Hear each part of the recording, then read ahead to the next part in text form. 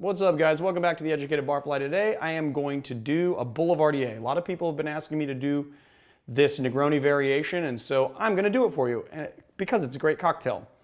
The Boulevardier first appeared in Harry mcElhone's Cocktails and Barflies, published in 1927, and it was the signature drink of Erskine Gwinn, who was a socialite, expatriate, and nephew of railroad tycoon Alfred Vanderbilt. That's all I got on it. It's a Negroni variation, as I said earlier. It's pretty awesome, so let's get into it. Pretty simple drink. First thing we're gonna do is 3/4 of an ounce of dry vermouth, of Cochi Torino, which is sweet vermouth. Sorry about that. 3/4 of an ounce of sweet vermouth. Bam. 3/4 of an ounce of Campari, because you need that bittering element in a Negroni variation, and most of them are Campari. And then 1.5 ounces of bourbon.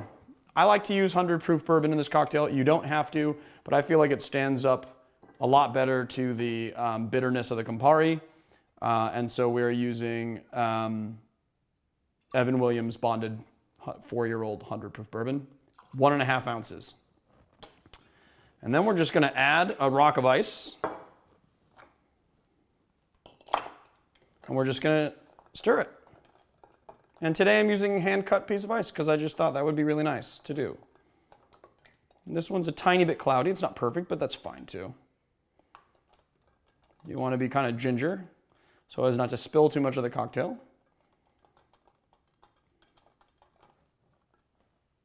Which I am doing a bad job at right now, which is fine. And just stir it until it's chilled.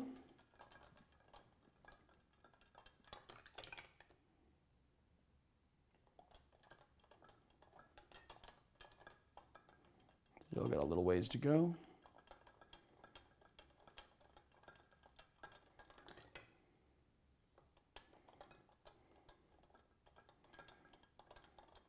Now, this drink calls for a flamed peel, which I actually haven't done yet. Basically what a flamed peel is spritzing your citrus zest through a flame to caramelize the oil as it goes on top of the cocktail. There's a couple of things that you should never do. First of all, never ever use a lighter. I see lots of bartenders using lighters, and when you use a lighter and you spritz through it, you're putting butane into your drink, and you don't want to be drinking butane. It's going to change the flavor of the drink, and it's just plain gross. So what we'd like to do is pull off another, just kind of a long peel here, okay? And then also, you're going to also kind of notice that the skin of the peel is really important. This one is a little bit, I mean, it's a fresh orange. I just peeled it. I just got it at the store today. But the kind of firmer the skin is, the better flame you're going to get. So I'm not sure what kind of a flame we're going to get. Sometimes you get a big old flame, sometimes you don't. What you do is you use a match, you light it and let the tip burn off so you don't get that crazy flavor on top of it. And then you want to just citrus. See, this is not a lot of flame going through, but you saw it come a little bit. So there you go. So you do that, and then you just rub it on the outside of the glass and put it in. Sometimes you'll see that kind of darkened oil on the top of the cocktail, and that's kind of what you're after. So there you have it, the Boulevardier. All right, let's taste this cocktail.